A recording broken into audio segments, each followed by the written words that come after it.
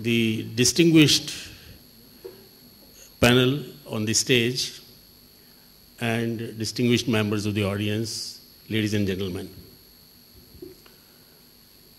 I have an interesting task of listening to a very distinguished panel, and we have a very limited time.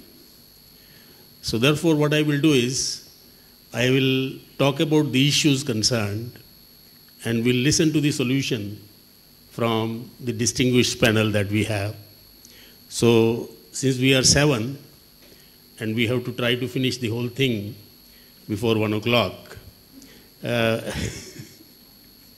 so we'll have to take only a few minutes each, and we'll try to leave as much of time as possible for questions from the audience. So our area is vocational education and skill development.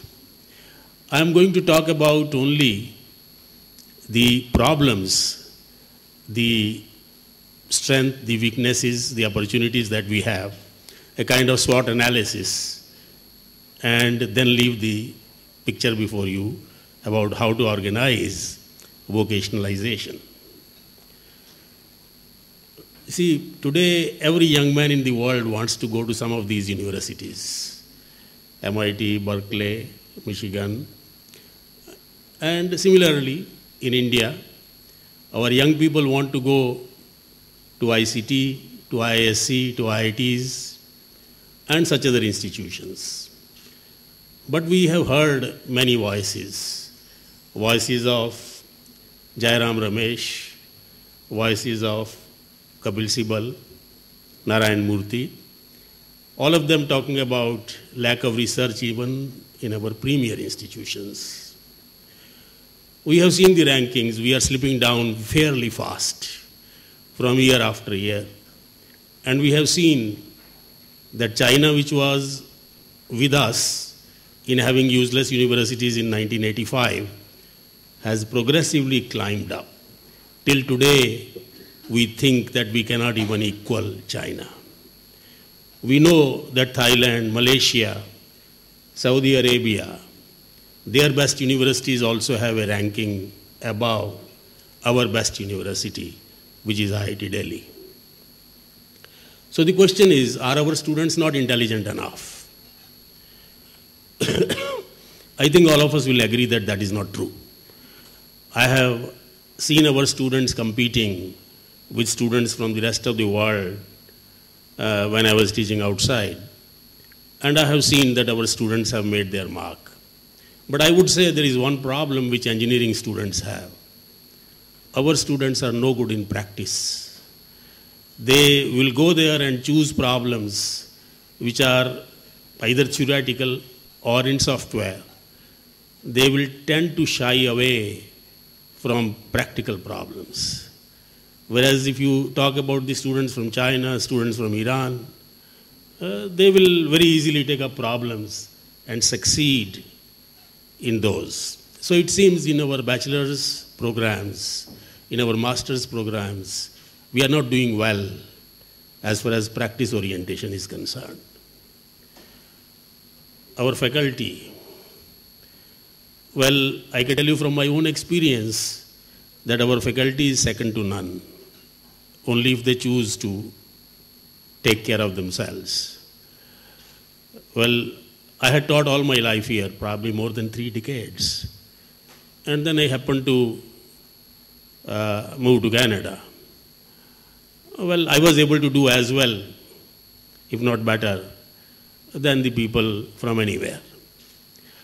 So our faculty is quite competent.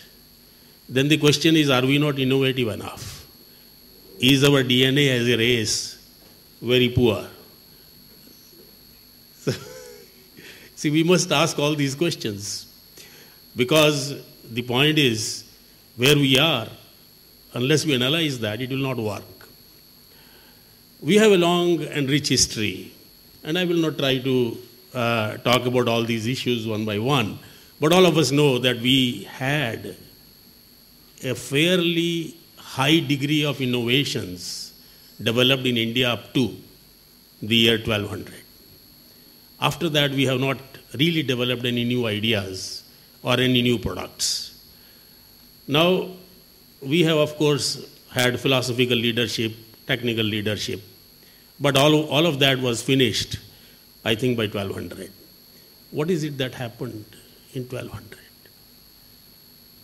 That was the time when we burned our last university. I think Nalanda was burnt out in 1197. So something happened. We simply destroyed our universities. We succeeded in burning Nalanda when Oxford was just being built. And after that, for 650 years, we did not have a university. And then how did we come to have these 600 universities? In 1854, Woods, an employee of East India Company, thought that India should have 3 universities. He wrote a note, and on the basis of that note, East India Company agreed to establish 3 universities in Bombay, Calcutta, and Delhi, and Madras. We, the 600 universities of today, are successors to that Woods idea. So these universities were not established by the British government.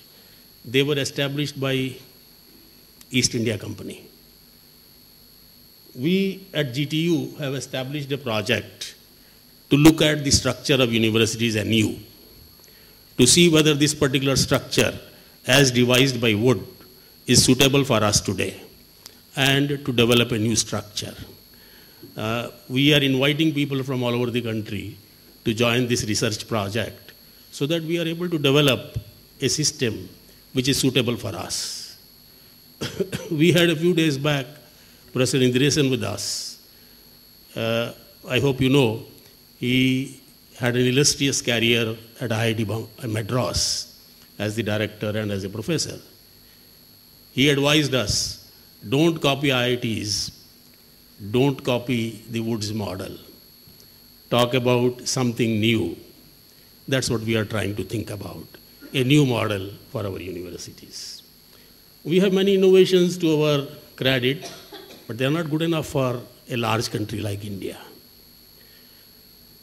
So, as yesterday somebody said here, if China is able to do well, why not India?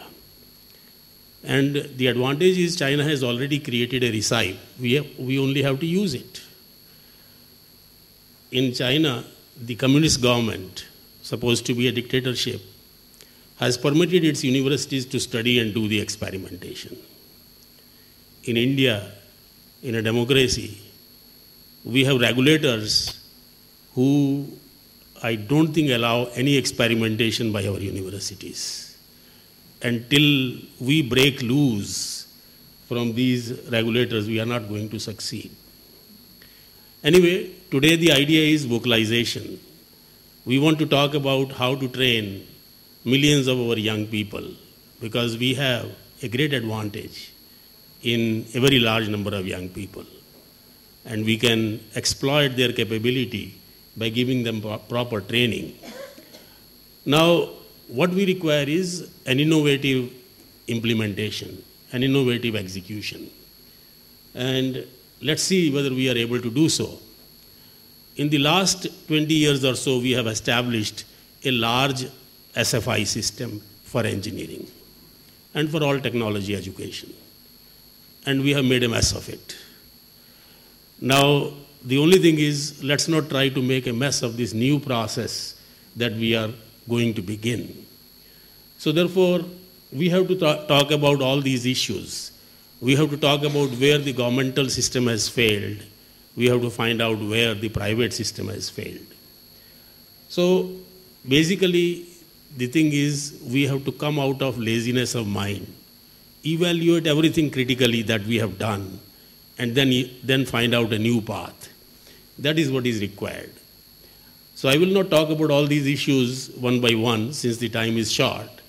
I would only say that our strength is the large number of young people. We have probably the largest number of young people in our country than in any other country. Our state universities, a lot of problems, But there is one thing that they have been able to do. They are essentially examination boards. And that's what they have been able to do well. There are a lot of problems with state universities, and I can go on talking about them.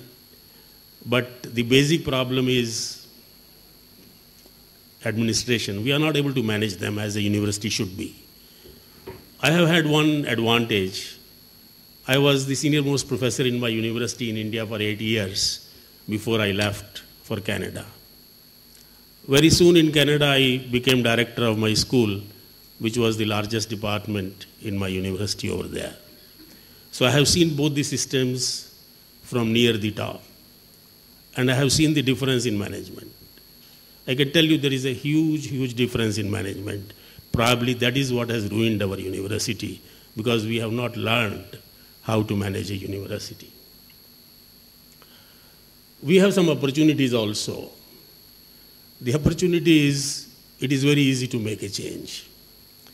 In the rest of the world, it's very difficult. If you want to make a change in a Canadian or a US university, well, you will have to be really very strong in pushing any new idea. Over here, the change is very easy because nobody feels any ownership in the university. Nobody is proud of his university. So you can make a change. Of course, we have some universities like IITs, of which people are proud. There the change may be difficult. But in other universities, the change is very easy. Change may ultimately create a feeling of ownership. And at that point, it may become difficult to go further. But right now, I think we have an opportunity. The threats, well, you know the well-known threats. We are not really able to manage our institutions. So the question is, with all these challenges, can we build a new structure for vocational education which is dynamic, which can serve the purpose? I feel we can, but let's hear our distinguished panelists.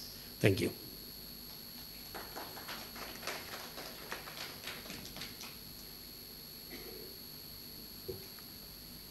I'll invite to begin with Professor Sacheti because I think he wants to go early. So, please.